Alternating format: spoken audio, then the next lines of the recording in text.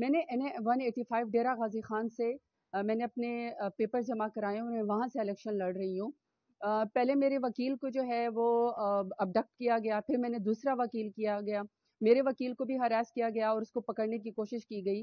اور آج جب میری اسکروٹنی تھی NA-185 کی تو میری دونوں خواتین جو کہ پروپوزر اور سیکنڈر ہیں، عزتدار گھروں سے ہیں، بلکہ ان کو تو اپریشیٹ اور عزت کرنی چاہیے پاکستان کو، اسٹیٹ کو، کہ اتنے ہاسٹائل سچویشن میں جہاں مرد پیچھے جو ہے ہٹ گئے، وہاں میری خواتین جو ہیں وہ پروپوزر اور سیکنڈر بن گئی ہیں.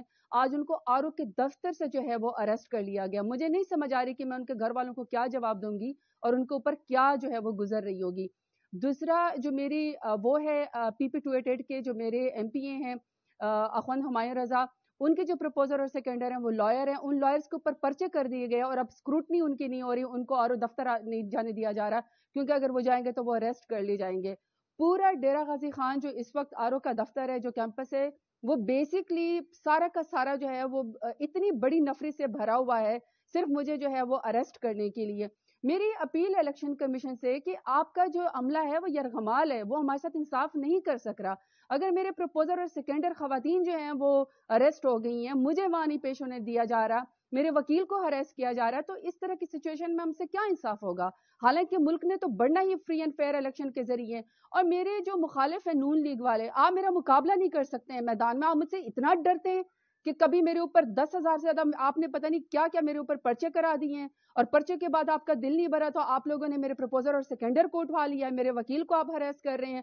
مطلب آپ نے خوف کی فضا جو ہے وہ پھیلائی ہوئی. آپ نے مقابلہ کرنا ہے تو آپ میرا ووٹ کے ذریعے مقابلہ کریں، اور میں ووٹ کے ذریعے آپ کو ہراؤں گی. میری چیف الیکشن کمشنر سے اور میری سپریم کورٹ سے اور میری ہائی کورٹ سے اپیل ہے کہ خدا کا واسطہ جس طرح باقی پارٹیوں کے کینڈیڈیٹس کو جو ہے وہ فری اینڈ فیئر الیکشن جو ہے وہ لڑنے دیا جا رہا ہے، ہمیں بھی اس طرح کا موقع دیا جائے، عوام کو فیصلہ کرنے دیں.